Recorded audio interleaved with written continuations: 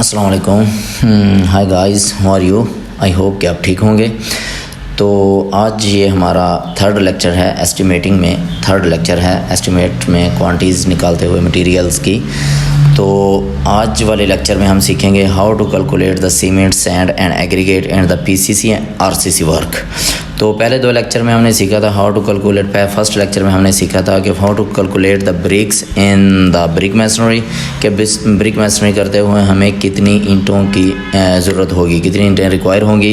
And then हमने second lecture में सीखा था how to calculate the cement and sand in the plastering work, कि प्लास्टर करते हुए हमें कितना सीमेंट एंड कितनी सैंड रिक्वायर होगी। तो आज वाले लेक्चर में हम सीखेंगे कि कंक्रीट वर्क करते हुए, जहाँ पर भी कंक्रीट का वर्क हो, कंक्रीट वर्क करते हुए कितना सीमेंट, कितनी सैंड और कितनी एग्रीगेट रिक्वायर होगी। तो चलें हम आज का लेक्चर स्टार्ट करते हैं।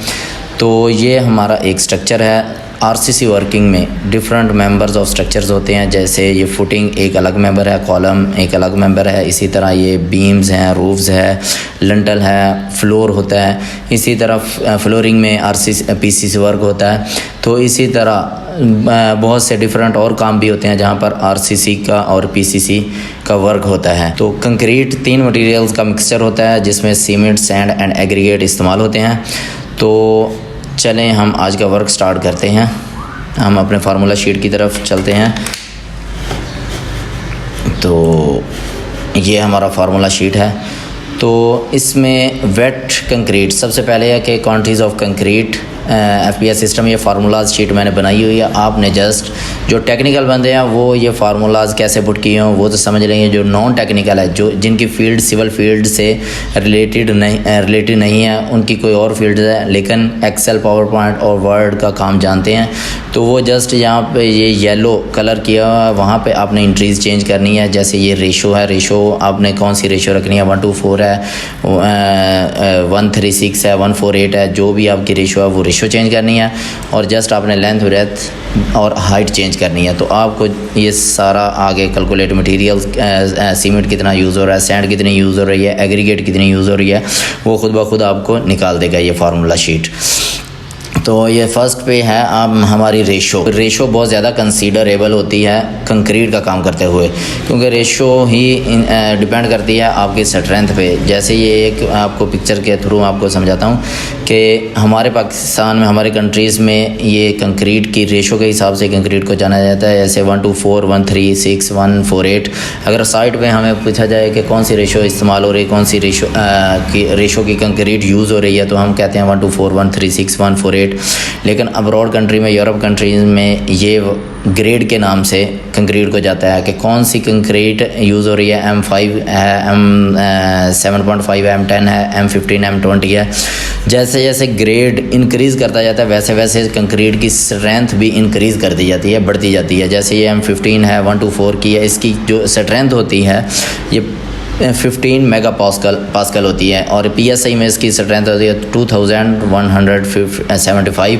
इसी तरह M10 है, M7.5 है, M5 है। इसकी स्ट्रेंथ के हिसाब से इसको ग्रेड दिए हुए हैं। तो हम अपने फार्मूला शीट की तरफ चलते हैं।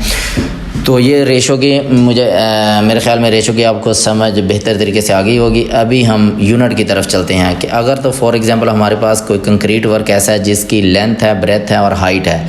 जस्ट कोई ऐसा हमारा होल है जिसकी लेंथ, ब्रेथ और हाइट तीनों डायमेंशंस हमारे पास हैं। तो ये जस्ट हम तीनों डायमेंशंस पुट करेंगे। फॉर एग्जांपल एक कॉलम है, कॉलम की लेंथ, ब्रेथ कम होती है, हाइट ज़्यादा होती है। बीम है, उसकी लेंथ ज़्यादा होगी, ब्रेथ और हाइट कम होगी। रूफ है, उसकी लेंथ और ब्रेथ ज़्यादा होगी, हाइट कम होगी। जो भी है 3 डायमेंशन होती हैं, हर शेप की 3 डायमेंशन होती हैं। तो जो भी शेप की जो डायमेंशन हो आपने पुट कर देना है। फॉर एग्जांपल एक कॉलम है या एक रूफ़ है, रूफ़ की लेंथ हम एक रूफ़ डालनी है हमने। रूफ़ है 12x15 का कमरा है, तो उसकी लेंथ है 15 फीट। ये फिट में जितनी भी डायमेंशंस पुट करनी है आपने फिट में पुट करनी है। तो उसकी जो ब्रेथ है वो है 12 फीट एंड जो उसकी हाइट है वो है 0.5। ये 0.5 यानी 6 इंच। अगर 5 इंच हो, 4 इंच हो तो आपने 4 × 12 कर लेना है। तो वो इंचज़ में आप फिट में आपके पास इंट्रीज आ जाएंगे। फिट में इसको इंच को कैसे आपने पुट करना है। तो ये हमारी एक रूफ़ स्लैब है जिसका साइज़ है 12 12/15 या 15/12 है, तो ये इसके 90 वॉल्यूम है, 90 CFT उसका वॉल्यूम है। उसके 90 CFT वॉल्यूम में हमारे कितने सीमेंट बैग, कितने सैंड और कितना एग्रीगेट यूज़ होगा, ये उसने ऑटोमेटिकली आगे निकाल दिया। अगर फॉर एग्जांपल इस तरह का कोई स्ट्रक्चर है आपके पास जिसमें ये फुटिंग भी है, कॉलम भी हैं, बीम्स हैं, रूफ है, डिफरेंट मेंबर्स ऑफ स्ट्रक्चर्स का एक कंप्लीट स्ट्रक्चर है, तो उसमें हम कैसे एक इकट्ठी कंक्रीट निकालना चाह रहे हैं, तो उसमें हम कैसे वर्क करेंगे कि हमें टोटल प्रोजेक्ट में हमें पता चल जाए कि किस तरह हम कितनी हमारी quantities of cement, sand and aggregate use हो रहा है। तो चलें, हमने एक और शीट क्रिएट की है, ये मेजरमेंट शीट।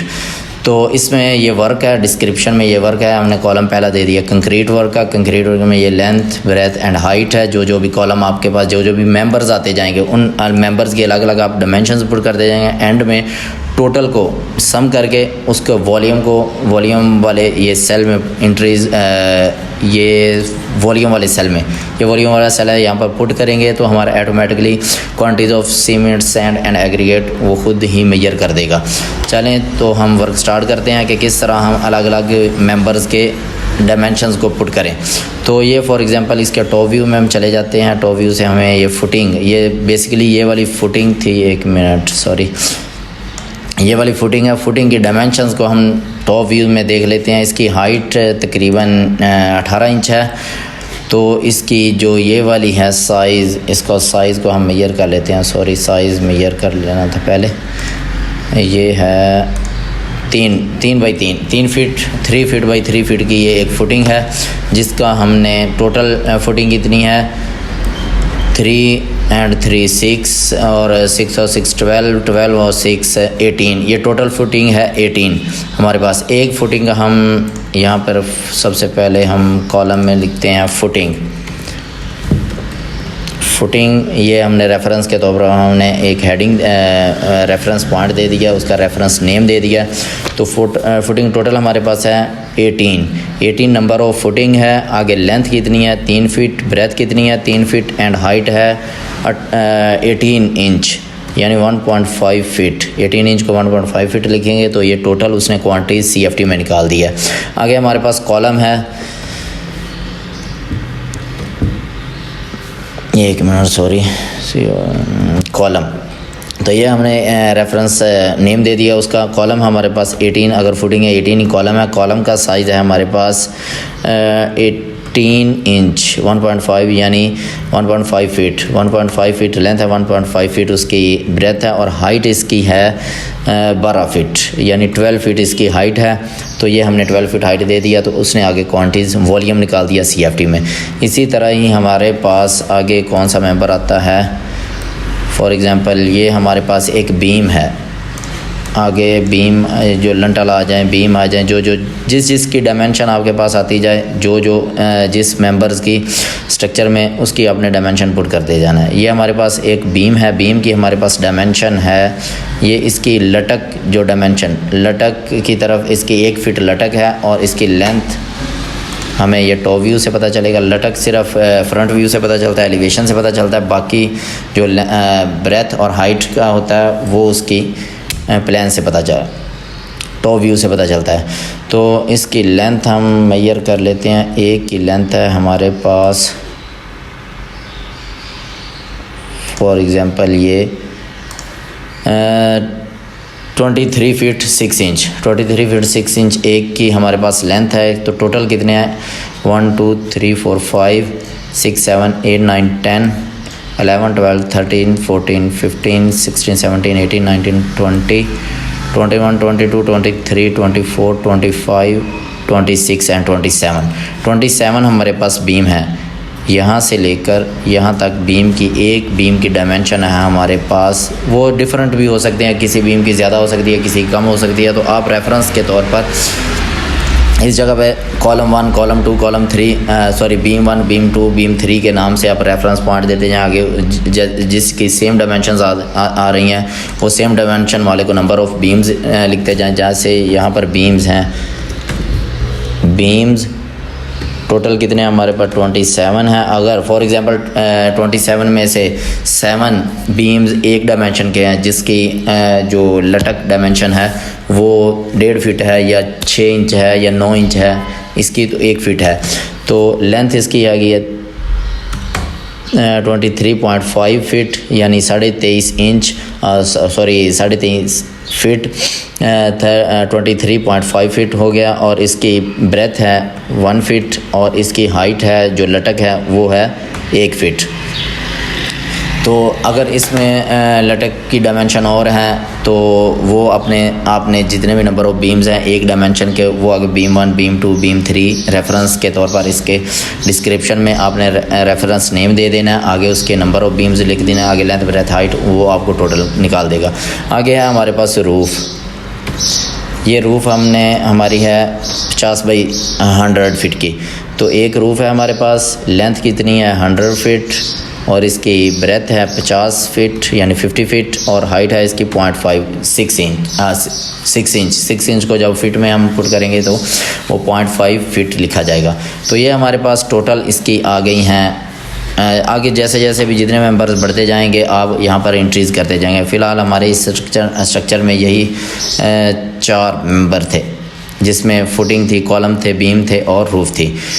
तो इसका हमने आगे ये सम ऑफ क्वांटिटीज़, जितनी भी क्वांटिटीज़ हैं उनका सम है CFT में, क्यूबिक फीट में इसका वॉल्यूम निकला है। टोटल स्ट्रक्चर का हमारे पास वॉल्यूम है 3863.5 CFT क्यूबिक फीट में है। इसको हम कॉपी करें, कॉपी करने के बाद इसको हम ये वॉल्यूम वाले सेल में पेस्ट करना है। पेस्ट कौन से करना है कि जहाँ पर ये पेस्ट वाला लिखा हुआ है 1 2 3, जिस ऑप्शन पे 1 2 3 डिजिट में लिखा हुआ है ये वाला पेस्ट करना है। अगर इसके अलावा आप पेस्ट करेंगे तो वो फार्मूलाज़ को भी साथ पेस्ट कर देता है, तो यहाँ पर फार्मूलाज़ और लिखे हुए हैं। इसके अलावा अगर आप जस्ट यहाँ पर इंट्रीज़ को याद कर लें तो आप यहाँ पर डायरेक्ट इंट्रीज़ भी पुट कर सकते हैं 3863.5 फीट CFT।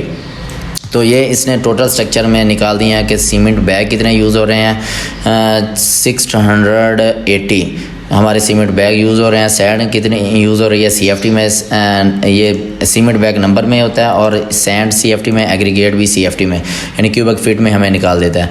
तो सैंड हमारी कितनी यूज़ हो रही है 1699.94 यानी 1700। और इसी तरह एग्रीगेट हमारी कितनी यूज़ हो रही है, वो हो रही है हमारी 3399.88 क्यूबिक फीट।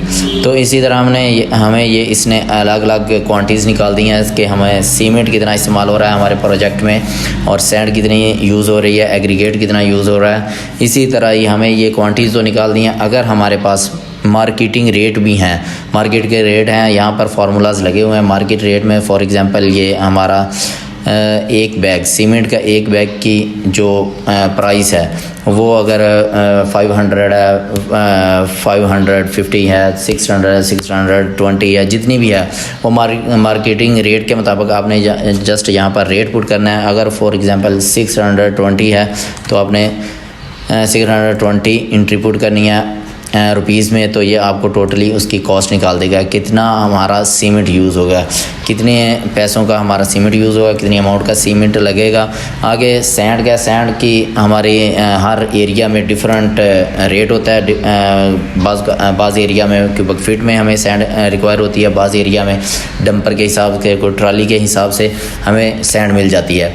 तो जो भी आपका सैंड का रेट हो क्यूबिक फीट में, ये क्यूबिक फीट में है तो क्यूबिक फीट में 1 फीट का आपने पुट करना है तो सैंड की आपको कॉस्ट निकाल देगा। इसी तरह एग्रीगेट की कॉस्ट निकाल देगा और यहाँ पर टोटल मटेरियल की कॉस्ट निकाल देगा आपको, क्या आपके प्रोजेक्ट पे कितना मटेरियल इस्तेमाल हो रहा है। इसके अलावा लेबर रेट है, लेबर रेट पे कवर्ड एरिया पे लेबर रेट, आप जस्ट कवर्ड एरिया पे अपना जितना कवर्ड एरिया होता है वहाँ पर लेबर रेट के हिसाब से निकाल सकते हैं कि हमारी कितनी लेबर इस्तेमाल होगी, कॉस्ट ऑफ लेबर कितना लगेगा।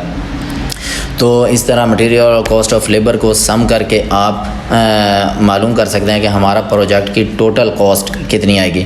टोटल कॉस्ट में cost of material, cost of labour के अलावा भी कुछ एक्सपेंस होते हैं जो साइट एक्सपेंस के नाम से उनको मेजर किया जाता है, तो वो तकरीबन टोटल कॉस्ट का 5% आप वो भी ऐड कर लें तो टोटल मैं आपके प्रोजेक्ट पे कितनी कॉस्ट आएगी, कितनी अमाउंट आपके प्रोजेक्ट पे लगेगी, वो आपको मालूम हो जाएगा। तो थैंक यू मेरी वीडियो देखने के लिए।